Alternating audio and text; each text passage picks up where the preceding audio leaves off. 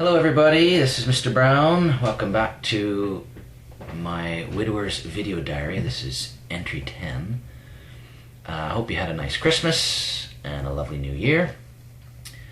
I was away in Northern Ireland for a few days visiting my late wife's family, my in-laws, and some friends. It was really nice. And while I was away, I received a really nice letter from someone, a member of the YouTube community.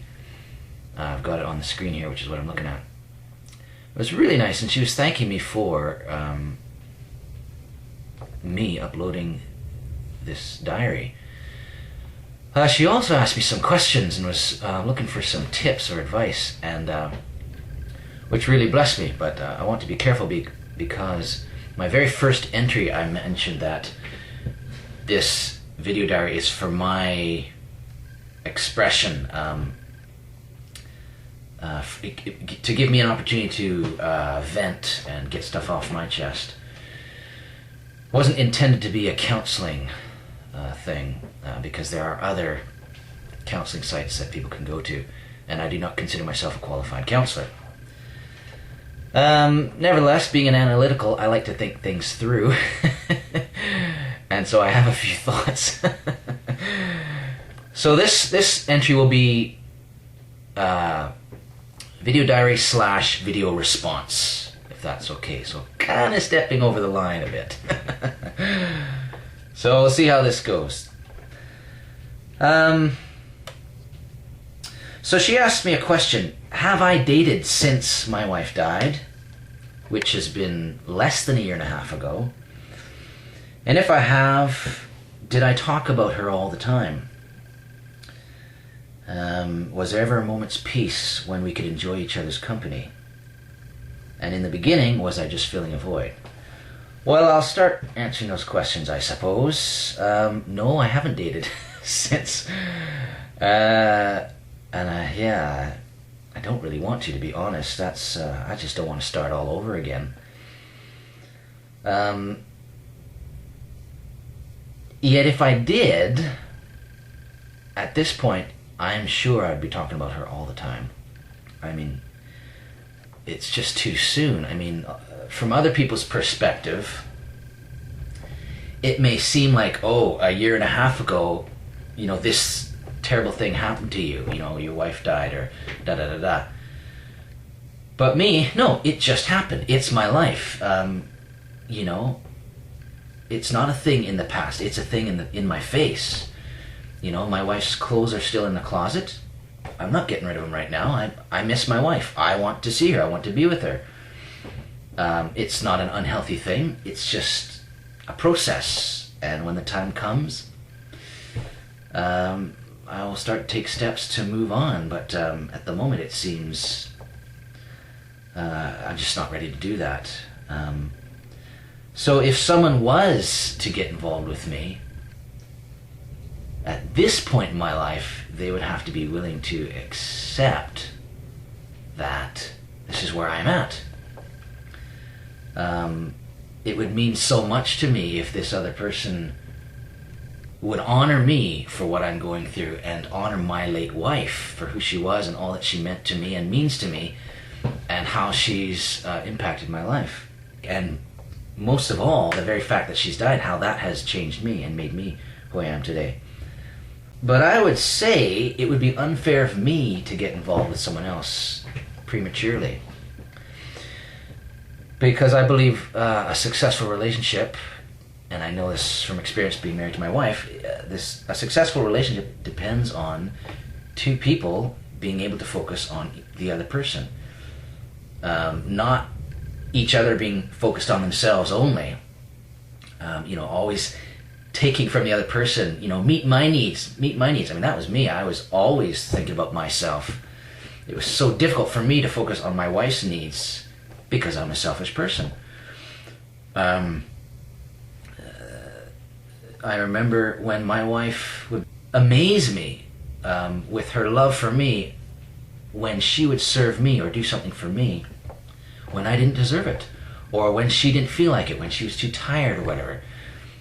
Those are the times I was really impacted with how much she loved me.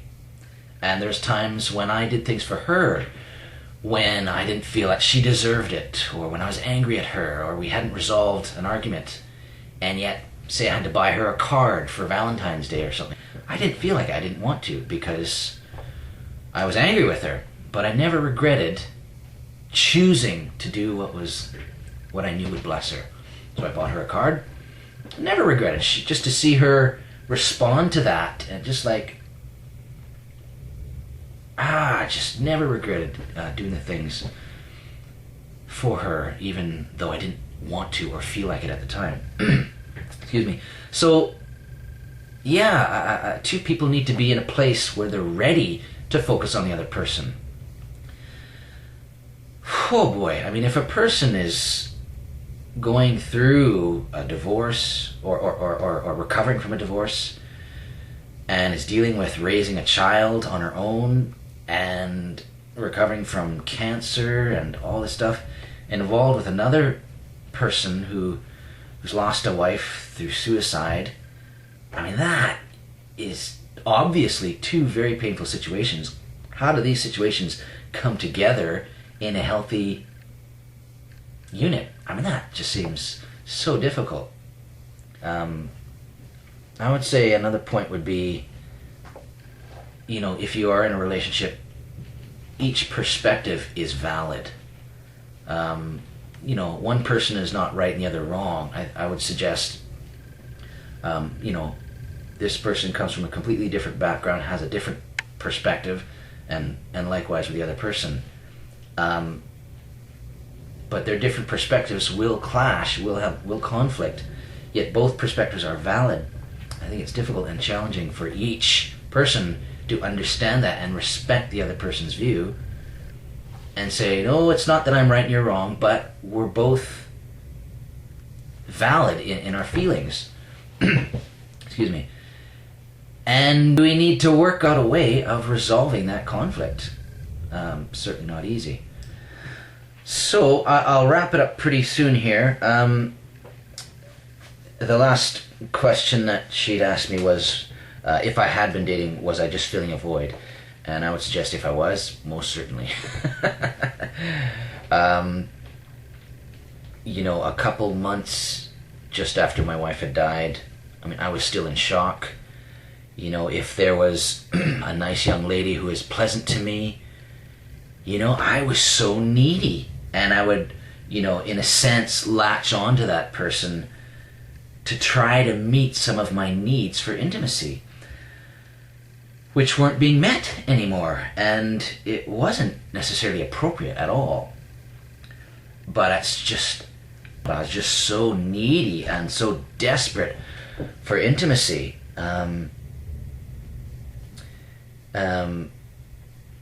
So to be in a position where two people are able to enjoy each other's company, like I said earlier, I would suggest you need to be healed enough to be able to focus on the other person's needs and focus less on your own needs and pain and hurts. So that's sort of a answer to those 4 questions.